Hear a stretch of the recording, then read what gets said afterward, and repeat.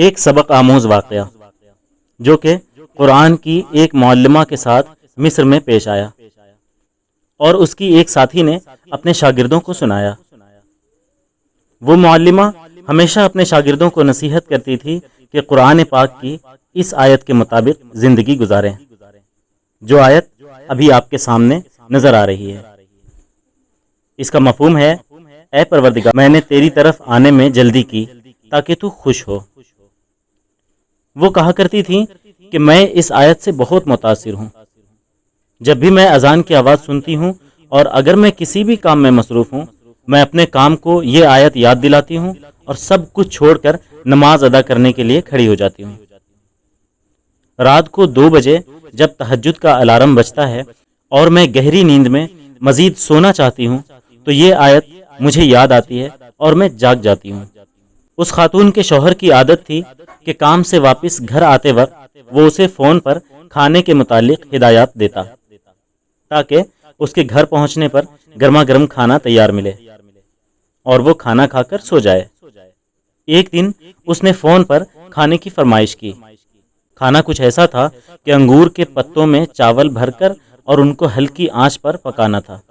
اس dish کو تیار کرنے کے لیے بہت ہی وقت کی درکار تھی۔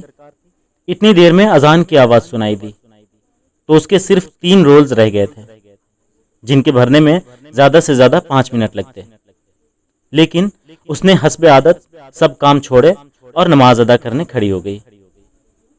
اس خاتون کا شوہر اسے بار بار فون کرتا رہا لیکن کوئی جواب موصول نہیں ہوا۔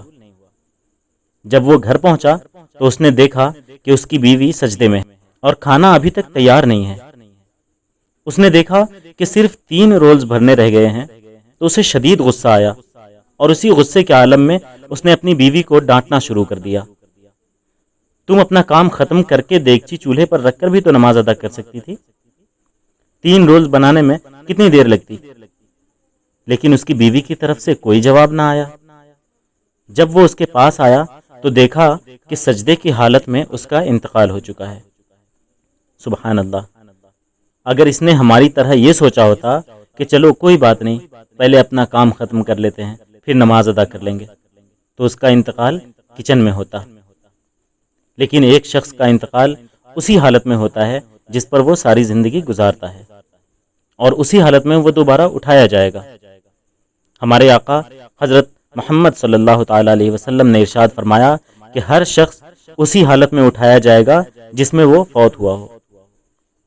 آئیے آج ایک عہد کریں، بہنوں کے لیے جیسے ہی اذان کی آواز سنائی دے سب کام ایک طرف رکھیں اور نماز کے لیے اٹھ کھڑی ہوں، زیادہ سے زیادہ 20 منٹ تک، جو کہ اقامہ ٹائم بھی ہے۔ ہمارے آقا صلی اللہ تعالی علیہ وسلم سے کسی نے پوچھا کہ اللہ تعالیٰ کے نزدیک سب سے محبوب عمل کیا ہے؟ انہوں نے جواب دیا، نماز کو اس کے اولین وقت میں ادا کرنا۔ بھائیوں کے لیے جیسے ہی آپ اذان کی آواز سنیں فوراً وضو کریں اور مسجد چلے جائیں۔ اپنے آپ کو یہ آیت بار بار یاد دلاتے رہیں جس کا مفہوم ہے، پروردگار، میں نے تیری طرف آنے میں جلدی کی تاکہ تو خوش ہو۔